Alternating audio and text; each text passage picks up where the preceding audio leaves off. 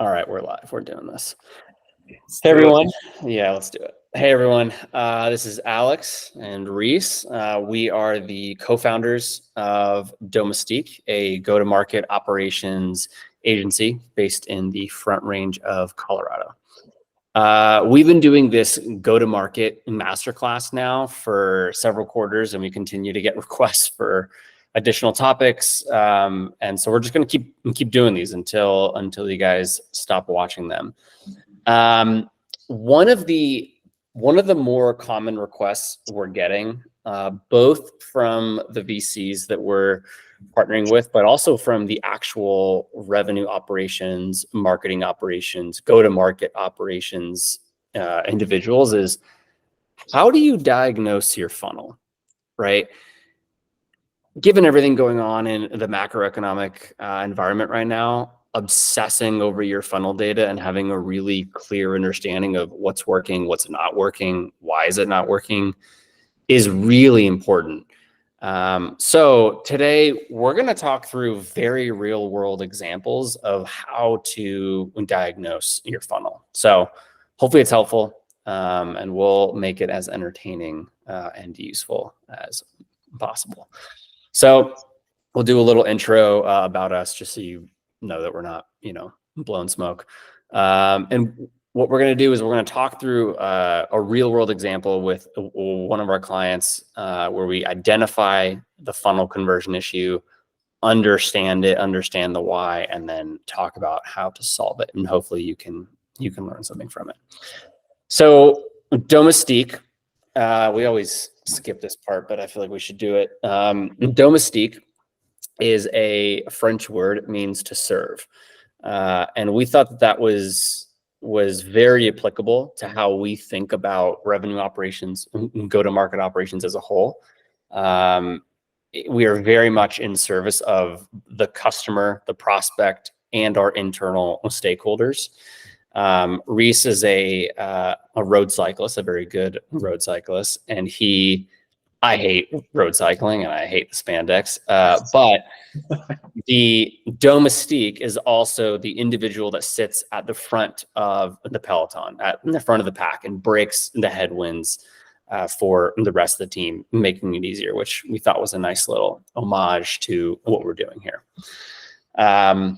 Reese, you want to give a relatively quick intro on you and specifically your background and experience with solving some of these problems? Yes. Outside of my love for spandex, spent 15 years in various venture-backed tech companies doing various operation roles, from sales ops to CS ops to chief staff, and finally leading RevOps. So led RevOps, a couple of different companies.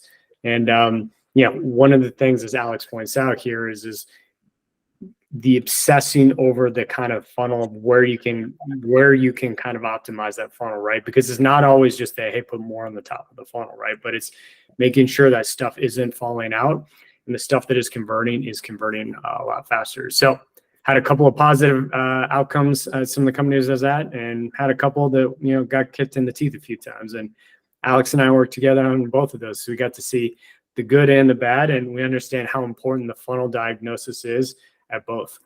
Yep. Cool. Appreciate that.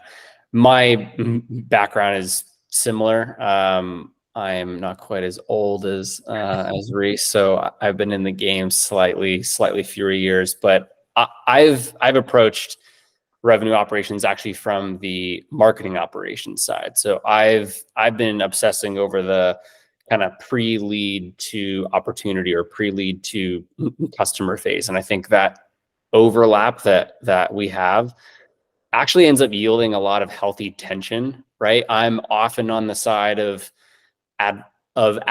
advocating for a marketing team that put a ton of effort into a campaign, focusing on the right ICPs, and then it's the sales team's fault for not driving pipeline, which is a joke, but there's also a little bit of truth in that. And that I think it very much depends on like your perspective and where you're approaching the problem from. So I think the fact that there's a little bit of healthy tension there usually ends up meaning we give better advice. So we have a we think, a relatively unique and strong opinion on what revenue operations is and what it is not.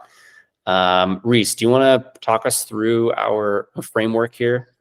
Yeah. So this is something that, as I mentioned, Alex and I have kind of put together those companies that we got kicked in the teeth on, and as well as some of the companies that we had success on. And as Alex mentioned, like, I think this is unique in a lot of ways that companies look at it, because it's a much broader point of view on revenue operations, because we truly do see revenue operations as that connective tissue across the entire organizations. So a couple of important things about this slide here.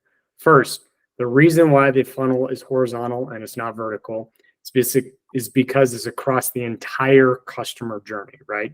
Yeah. Product, marketing, BDR, sales, PSCS, all in alignment with finance, right? Truly across the entire customer journey. Second thing is we believe there's 5 work streams across that customer journey, and the order of the work streams is very important. So the first is what we call planning, or this is, for lack of a better term, strategy, right? This is your go-to-market strategy. A couple of things about it, right? If your go-to-market strategy is not clearly documented or written down on a piece of paper, it doesn't exist, right? So this is everything from understanding who's our ICP, what's our marketing strategy from is it an ABM approach, to are we using a command and message, value-based messaging framework when we engage with customers, how do we segment, all those types of good things. The reason why we're so adamant it has to be documented on a piece of paper is because everybody needs to understand this, all the way from the CRO down to that 22-year-old BDR whose first job out of college, right? That was Alex just a year or 2 ago, right? That's right. Second work stream is process. So the process, this is the day-to-day things coming out of your strategy, right? So this is everything from, hey, how does 22-year-old BDR Alex take a first phone call, right? And how do we make sure that first phone call is the same first phone call as the 20 other BDRs that you have? When sales is updating things inside of your CRM, are they updating things the same way? What's getting documented? Are you documenting things based upon your command and message framework? When CS is engaging in stuff, right? How do they understand what sales is put into the framework, and how is that information getting passed along? All of these types of things. What this allows you to do is allows you to scale your organization, right? So whether you hire one more person, or double your team, or triple your team, everybody's running the same play. Third is tooling. So the reason why we're so intentional about the order here is because your tech stack should be set up based upon strategy and process. It should not dictate strategy and process. When we talk about your tech stack, this is important. Sorry to interrupt, man. That one point that Reese just made is, I mean, we were literally on a sales call today where a prospect was talking about purchasing all these very cool, very expensive pieces of go-to-market technology. And we kept asking planning questions and process questions to understand if they were ready. They didn't have anything figured out. They were just asking for features and functionality, which we were happy to do. But the point that we're trying to drive home is, if you go buy all this technology without defining and codifying your strategy and how your team is going to execute against that, you're going to be paying us in a year or 18 months to undo everything that you just did. So I really want to hit home on that point. Do not buy new technology unless you know that it aligns with your process and your process is mapped up into your strategy. So go ahead. No, it's half the reason why we exist as consultants today is literally unwinding this thing. So exactly. When we talk about tools, it is not just your CRM, but it's your entire tech stack that touches the customer journey. And it should be set up in a way which it all talks to one another. So we're big believers in having an integrated business systems council where you got stakeholders who are all working together to understand how all the moving parts work. And it's not, you have your CRM over here and you have your marketing automation over here. So it's one integrated tech stack set up based on strategy and process. Fourth is data. Data comes out of your tech stack. 3 things to remember about data. Only measure we can make a decision around, right? Don't have 500,000 dashboards. Have 10 that you use really well and everybody knows how to use it and what it means. 2, it's got to fly at the right altitude, right? So if you're having a conversation with the board or exec team, it's probably 60,000 feet. Talking to an IC or a frontline leader, it's probably at 6,000 feet. 3, RevOps has to create data and present it in such a way where the end user of the data actually understands what it means and can then go make a decision around it, right? So again, 22-year-old BDR Alex, he needs to be able to take a report and essentially say, oh, hey, Yep. I haven't done enough account penetration here, here, and here. And they can do that without having to talk to RevOps. Right. Last is enablement. So data highlights the hotspots across your customer journey, and you point enablement at it. We think of enablement 3 buckets. First is skills. So how do you have an executive conversation? How do you multi-thread? Second is tools. How do you use the tech stack, whether it's your CRM, your data enrichment platform, so on and so forth. And the third is competition or market, right? How do you position your product in a way against competitors, objection handling, competitive battle cards, pricing, so on and so forth. So this is how we kind of think about RevOps, and everything we do fits kind of within this framework. What we're going to be talking about today is a lot around funnel diagnosis, which is really kind of hitting home on not only the data piece, but also some process and tooling as well. Awesome. Love it. Thanks, man. So over on the right hand of this slide, we call out some of the more common and harder to solve go-to-market problems that we run across. I'd be curious if any of you see any others. If you have, let us know. ICP and segmentation, not going after the right accounts, not going after the right people at the right accounts even. A lack of demand, every marketer's favorite problem to come in and solve. Funnel conversion, which is what we're going to be talking about today. You have the top of funnel volume, but it's not really translating into pipeline, or it's not translating into close won dollars. Net effective retention or net revenue retention. I think this one's becoming much more important. I think there's a huge trend around this one, which we'll probably have to do a masterclass on. And then overall, data and insight. So today, again, funnel conversion. So to get us started, we're going to start off with a couple of problem questions. First off, how do you know if you have a funnel conversion issue? We're gonna answer that, right? I mean, it's so easy for a high-level executive that's maybe detached from the day-to-day and detached from the data to just say, oh, our funnel's not converting. So we're going to hopefully arm you with a way to first off answer this exact question. Do you actually have one? Then if you have a funnel conversion issue, more importantly, what should you do about it? So we're going to aim to walk you through basically a step-by-step guide of addressing this. The first step is, it's going to seem simple to some of you, and it's going to seem very foreign to others. Are you even aligned on the definition of the funnel? Are you aligned on the architecture of the funnel? The reason why Reese is smirking is because this often ends up being a stopping point for most of our clients or most companies we've worked with. What I mean specifically is, if you hear from your CEO, from your CRO, from whoever, oh, our leads aren't converting into pipeline, I immediately have a few questions. Well, okay, what do you mean by lead? Is that just inbound? Is that outbound? What do you mean by pipeline? Is that stage 2 pipeline, or is that literally just opportunities created?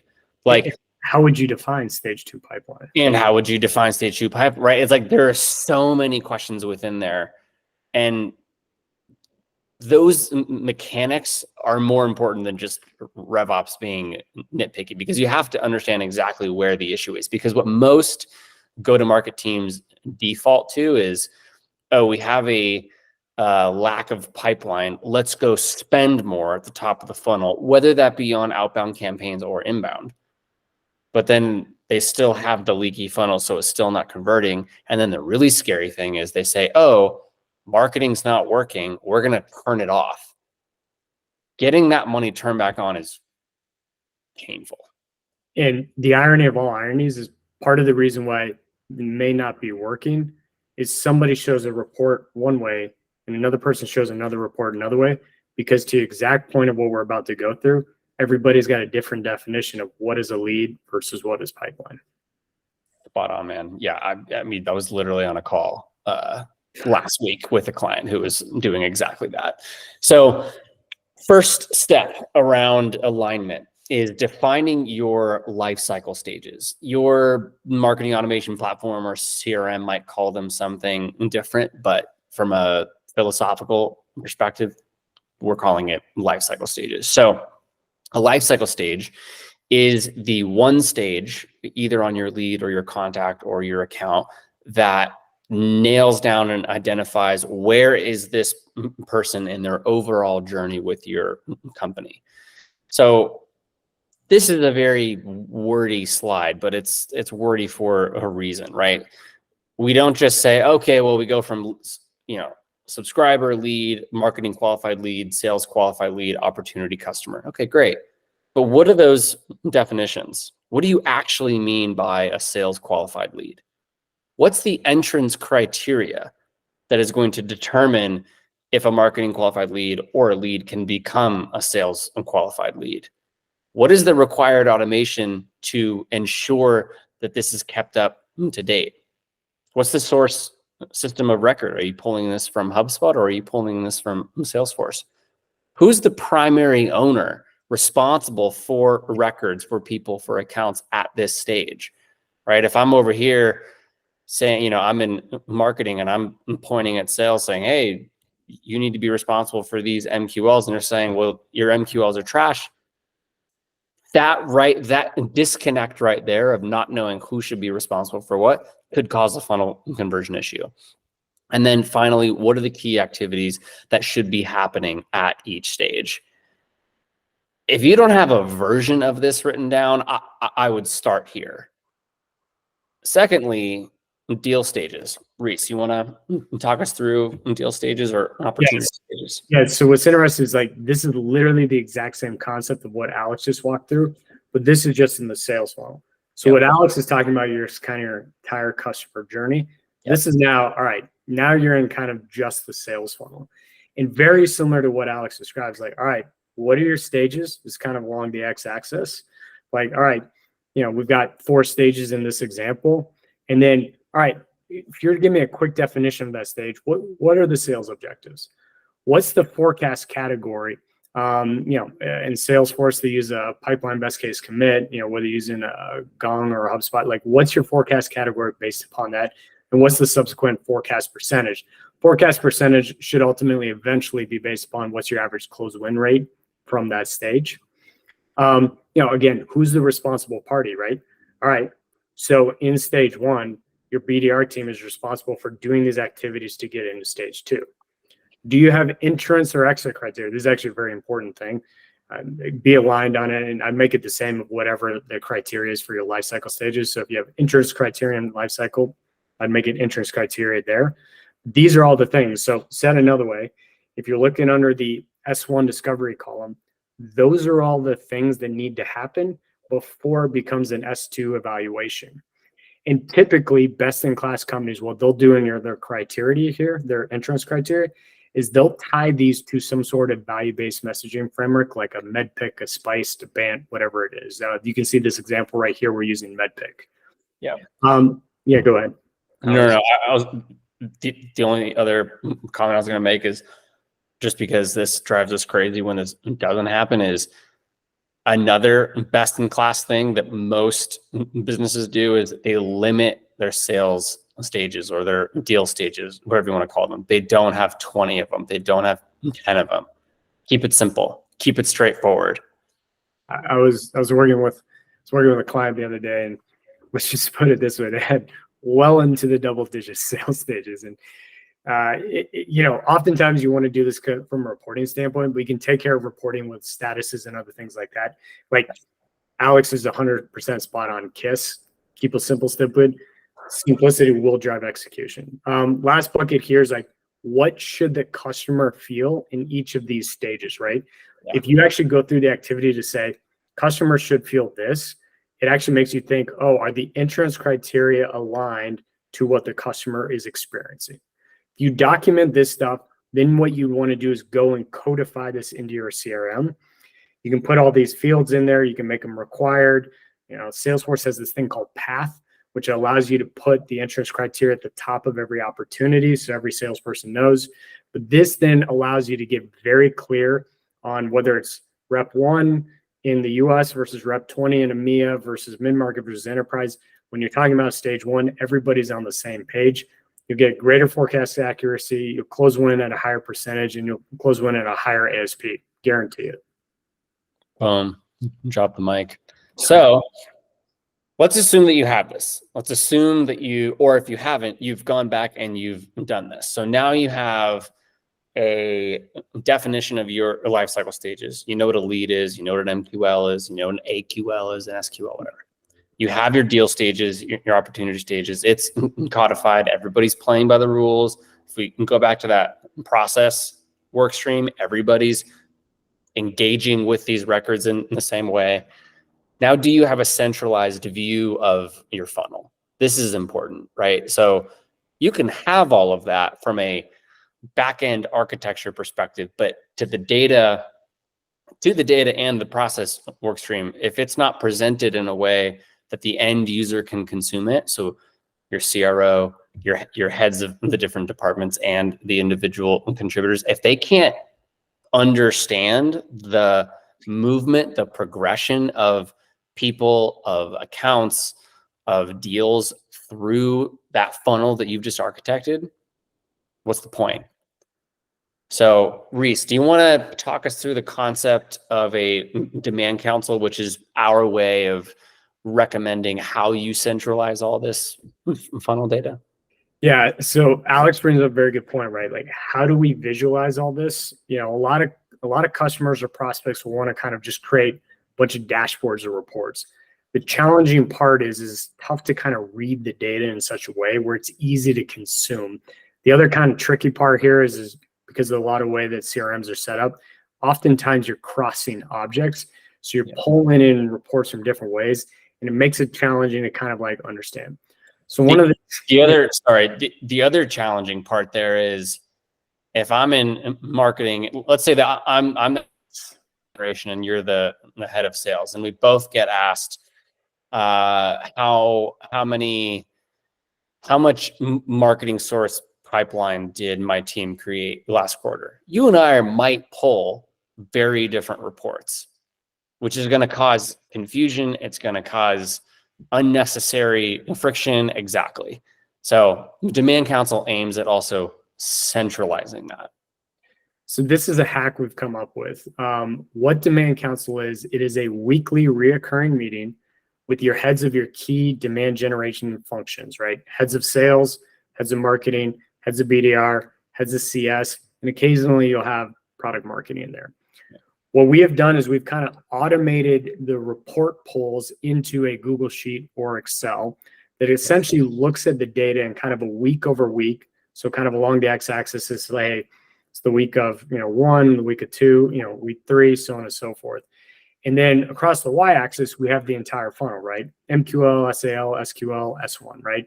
You don't necessarily need to go all stage by stage, but it gets you kind of the major stuff. Yep. And then you're also showing your conversion rates. Yep.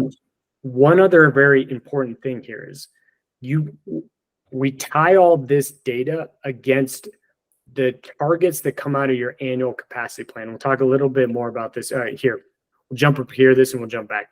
So your annual capacity plan, this is your kind of all bottoms up to essentially say, hey, if we're going to go do 10 million next year, one of the classic mistakes we see a lot of companies make is like, all right, board tells us we want to do 10 million. They just go hire a bunch of salespeople and put the salespeople on the street. Instead of also saying, all right, in order to make sure that those salespeople have enough pipeline, when do we need to invest in marketing to have marketing dollars or marketing leads show up? Do we have enough BDRs to soak up those leads? And then once we've got those leads into sales from a pipeline standpoint, if those close win, will we have enough CS people, right? So it's your entire bottoms up capacity plan. So if you take then the targets from the capacity plan should have a time element into this, right? So if your average sales cycle is 6 months, well, that's essentially saying the pipeline you create today is for 2 quarters from now, right? So really you should take 2 quarters back to essentially say, all right, what's the close win number we got to do 2 quarters from now, and how much pipeline do we need to create today for that? So if you go back to demand council, we take the targets that come out of the annual capacity plan, we essentially plug them in there, and then you look over week, and you can essentially tell how you're pacing, and you can look at things not only by sales team, so you can say, oh, by the way, I have some sort of filter turned on my thing. I haven't figured out what it is. When I do certain motions like thumbs up or peace signs, I get different AI things. So you guys may see some AI stuff. But you look over week, you can see actually how you are doing compared to the targets in your capacity plan. And what this allows you to say is essentially, where are we seeing hotspots? You know, are you seeing hotspots by channel? So typically when we set up a demand council, we'll look by team. So mid-market team, enterprise team, and we'll also look like by channel, right? So BDR, marketing, AE source, partners, maybe CS, something, you know, maybe partners, right? You know, some version of those kind of 6 variations.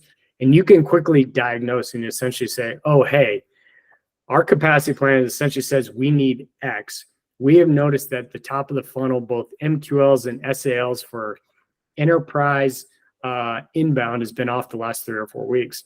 Hey, Mr. and Mrs. Marketing Leader, why are we seeing less demand generation for the enterprise team? So what this allows you to do is inside of that meeting, it doesn't just become a data readout. You can actually sit down and say, oh, hey, why are we seeing hotspots and what can we do about it? So you're understanding in real time, are you on track or off track to hit the targets in your capacity plan to ultimately hit your annual number? Spot on, man. Spot on. So let's assume you have a version of demand council, right? You might not have exactly demand council. If you want demand council, give us a call. We're happy to help you with that. But if you don't have a demand council, you have your version of it, right? So it's all codified. You've got these reports. Everybody's singing from the same sheet of music. Everybody's looking at the same reports. That's not a small win. That's a big deal. You have your data. Now, how do you actually diagnose the issue? Saying you have a funnel conversion issue means nothing. Like, okay, where in the funnel? Is it on the life cycle stages? Is it within the deal stages? Where is it? So we're going to look at some actual funnel data here. This is a demand council export that we took from one of our clients, sanitized, obviously. And we thought about not highlighting where the issue was and asking you all where the issue was, but we decided to not be too mean. So we've highlighted where the funnel conversion issue is. So as you can see, this is a week over week view of MQLs, SALs, and SQLs broken down by mid-market, enterprise, and then summed up. As you can see, the issue is in the number of sales qualified leads that get spit out after they go through the SAL, MQL stages. That's dropped off quite a bit. It's dropped off by about 20%, which is huge, because the volume of MQLs, the volume of SALs stays relatively steady. The conversion rates there are roughly the same. Then the week of September 22nd, that conversion rate drops off a cliff and it actually stays there. So first off, you have to be able to identify where it is. Hopefully this isn't too complicated. You've identified where the funnel conversion issue is. Okay, great. Now what? We are going to talk through some very real world examples here. It's a wordy slide, but I think this is where the real value of this webinar is going to come from. So we recommend, yeah, please. This is actually a process that Alex and I go through when we're working with people, right? So like Alex just went through, all right, hey, we've seen a drop off in September on this MQL to SQL. All right, what are our hypotheses about why this is happening? It's like, all right, bam, bam, bam, bam, bam. And we're going to walk through each of these, but this is a real world example of some of the things we have done in the past. Yep. Yeah, that's Spot on. So we're gonna talk through this. So if you've identified that the issue is in mid-market, it's not an enterprise, it's in mid-market, it happened in, mid to late September, right? And is ongoing. And the issue is converting basically from MQL to SQL. You need to define hypotheses that might be reasons why that happens. So we're going to go through a few of those. So one, ask the question, did the top lead sources change for MQLs in mid-market in early September, right? Because there's a leading indicator here.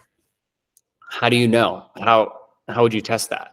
Look at the actual lead source values, however you do your lead sources. Look at the actual lead source values for the marketing qualified leads of that time frame. Group them week over week, day over day if you want to, and identify any major changes. If there were changes, that lets you know, okay, hold on, there might be an issue here. If they're relatively steady, move on. Did we see a decrease in the average quality of the marketing qualified leads in mid-market in early September? How do you test that? Look at your account grading, look at your lead scoring to understand. How many unfollowed up with leads were there week over week? I know that we like to live in a world where we pretend that there are no unfollowed up with leads, but we all know that that happens. So if you're tracking that week over week, which if you're not, you should be 100%. Did you see a spike in early September, mid-September, or late September? That would be a huge one. And this is one of those important ones that you definitely want to make sure you've segmented this by team, because oftentimes when we see an issue with unfollowed up with leads, it varies by team. Typically, It's not across multiple teams. It'll tend to be, oh, hey, it was an SMB team versus an enterprise team. Yep, that's spot on. What about your speed to lead? Has that changed? Look at the average time, however you have your SLAs set up in either hours or minutes it took for whoever's responsible, whether that's your BDR team or your sales team, to actually follow up with these leads. And one other call out here is, like, if you don't have an SLA around how quickly people need to follow up, you should have that documented and everybody should understand it. And just not written down, like everybody needs to know what it is. Second, if you're not measuring this should be one of the top reports that you measure in terms of how quickly are we following up on leads, particularly by lead score. Yeah, 100%. This one's going to seem a little odd, but were there any BDRs or account executives out of office? We've seen, I mean, it made us laugh when we saw this. This was a couple companies ago now. All of a sudden, we saw this huge drop in MQL to SAL for us. And we're like, what is going on? And just the right BDRs and just the right AEs were out at just the wrong time for just the wrong amount of time. And all of a sudden, we realized, okay, we need a redundancy plan for that. What are the titles, personas?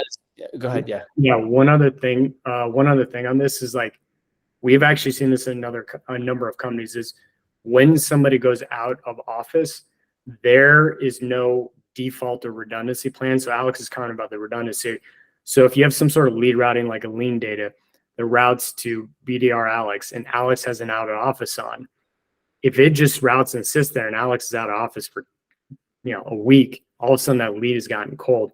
What you should have is some sort of redundancy where it hits that out of office and all of a sudden it gets rerouted into some round robin or back to the leader or something like that. We've seen this all the time with people being out of office. Yep, spot on. What are the titles, personas, and account grades of these leads week over week? Run a report of the distribution of those different variables and understand, are we getting a spike in different job titles, different personas? Have we changed anything in our marketing messaging? And then last, if you're tracking lost or did not convert reason codes for this stage, obviously look at that. Most people are doing this for a closed lost reason codes for deals. Not everyone's doing it for every single stage. If you are, test that. One tip on close loss reasons, two tips actually. One, have a very structured set of drop down reasons and try not to change them. So like do it once. We see all the time where companies are like, oh, we got to redo our loss reason. Like, just be thoughtful, do it one time, and then provide an open box, an open field where people can put in a description, make both required. And then once a quarter, have somebody go back through, read all the descriptions. This is somewhat painful, but then they can recode anything that is on the dropdown. And what you'll find is you get a pretty accurate close loss or did not convert reason code. Yep. Awesome. Great advice. Okay. Let's say that you've identified the root cause. Let's say you've done all that analysis. You've nailed it down. Now what? So in this example, again, this real world example, the issue was not one thing. And for those of you that don't already know this, the issue is very rarely ever one thing, right? Unless it's all of your BDRs were out on summer vacation and you didn't have a redundancy plan. Okay, fine. That might be the one exception, but it's rarely just one thing. It's usually a combination of factors. So in this example, the issue that we saw was a decrease in average quality of the marketing qualified leads in mid-market earlier on in that month. Additionally, we saw a spike in leads that were just not followed up with. So instead of how to test those hypotheses, we're going to call out two ways that you can solve them. So on the quality side, I think about quality from two perspectives. There's the account quality, and then there's the person or lead quality.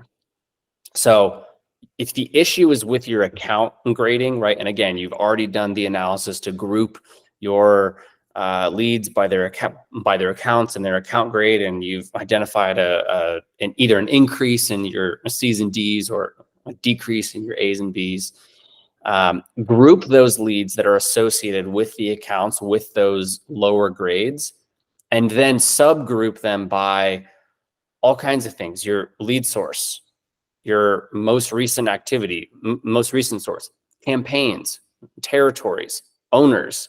Try to nail down where exactly the less than quality accounts are coming from. Usually there's a commonality there. Very rarely is it just overall quality has dropped across the board. It's usually, well, we launched this new campaign or we did this new event and we tested out slightly different messaging, which means we attracted slightly different personas at slightly different accounts, and those don't really meet our ICP. Okay, that makes sense. That's feedback for the marketing team to go back and say, okay, yeah, we drove leads, we drove cost-effective leads, but they didn't really meet our ICP. The second is, if you see the issue with your lead scoring, which is actually really common, most people don't revisit their lead scoring model, and no lead scoring model is perfect. Refresh it, right? If your lead scoring is done well, you're not just looking at behaviors, you're not just looking at activities, you're looking at, everybody calls these things something different, either your demographic or your firmographic score or your fit score and your engagement score. So did we see a spike in personas and job titles that really don't align with our ICP, but they're still accounted for in lead scoring? Easy fix. And if it's not an easy fix, you should probably get a new marketing operations person. That should be really quick to go in and tweak. If it's an engagement activity, right? If the lead score threshold looks correct and the lead score threshold looks right, but the quality's still not there, that's okay. Revisit the lead scoring threshold. Maybe you realized, our email campaigns aren't as effective as they used to be. Fair enough. That's pretty common. So maybe de-weight those or lower the overall weighting of that specific category. That's not that complicated, right? Okay. The next issue, if you've realized that you have a spike in unfollowed up with leads, even just for a week, it will have a ripple effect. If the issue, so this one's less fun, because if the issue is with how your tech stack is routing leads, that can get really complicated really quickly. If you're using just a simple round robin, that's fairly straightforward. If you've got a complicated lead routing system, let's say you're using something like a ring lead or a lean data, and you're routing based on territories and time zones and revenue bands and all that, which is great. It does get more complicated, but at least it tells you, okay, I need to go and do an audit of this tool. The audit itself shouldn't take very long. The fix might, and I say that because I've been on the receiving end of having to go and fix a lean data. Take a look there. But the irony of all ironies here, right, is oftentimes when we identify this, if you think about the root cause issue, like, yeah, you've lost, like, technically leads have kind of gone dry on the vine because they got lost in your tech system, but that's a less worse problem than, oh, hey, you're actually attracting less leads because they're a lower quality. So yeah, you got to go fix that internally, but like, that's not your worst case scenario there.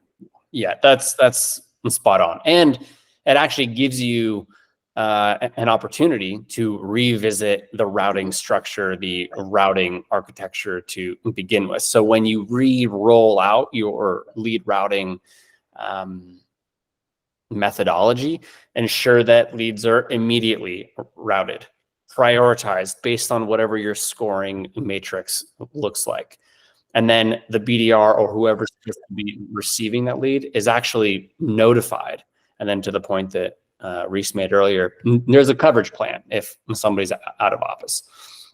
And then this is a fun issue to have if you do run into this. But sometimes the issue is your BDRs are just at capacity. They are truly at capacity. They cannot handle the overall volume, and they are starting to let things slip. That's a good problem to have. Hopefully we all know how to solve that one, but sometimes that is the issue. And the point that we're trying to make here with this recommendation is you can't just solve all these problems in a vacuum. You can't just solve them by looking at data. You have to have conversations. So if I'm the marketing ops guy and I've realized, okay, like we're seeing this decrease, I'm not really sure what's going on. Like the data looks right, the tech stack looks right. Talk to the BDRs, talk to the account executives. They're usually going to give you some nuggets of truth there. And what's interesting is, like, as you think about kind of tying this all together, one of the, where this kind of real world example came from is we were working at, this has actually happened a few times, but one of the ones we were working at, we were able to identify the issue in demand counts, and we understood, hey, this is a US SMB problem. Yep. And we realized that the SMB leads were getting routed into the AEs, not the BDRs.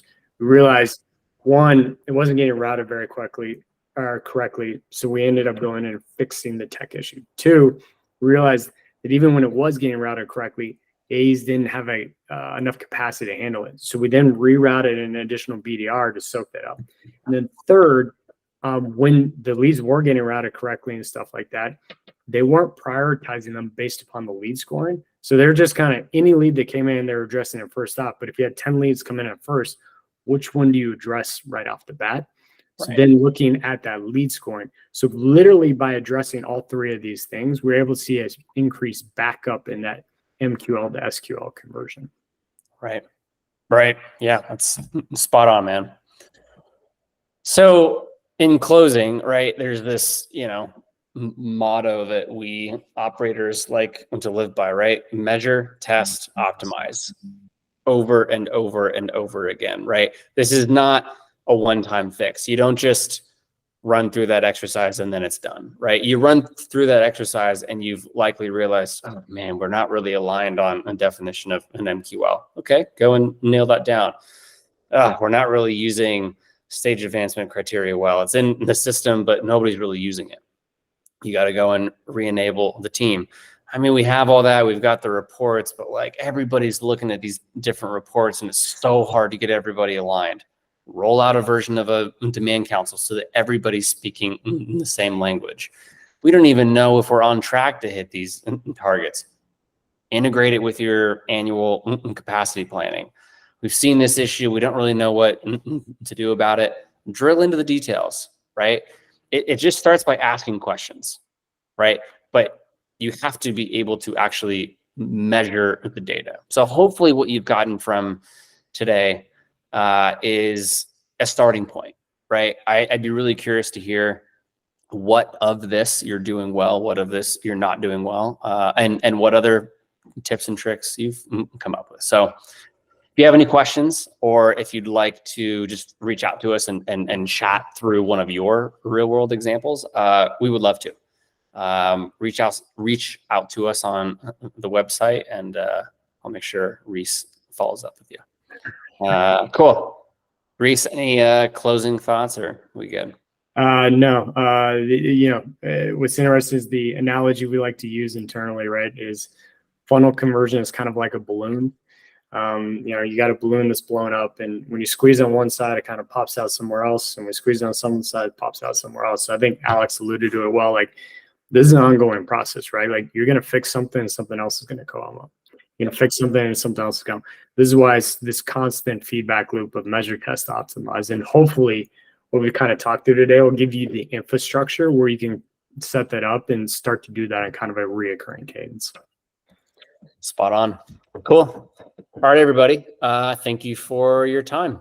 Let us know if you have any questions. Thanks, everyone.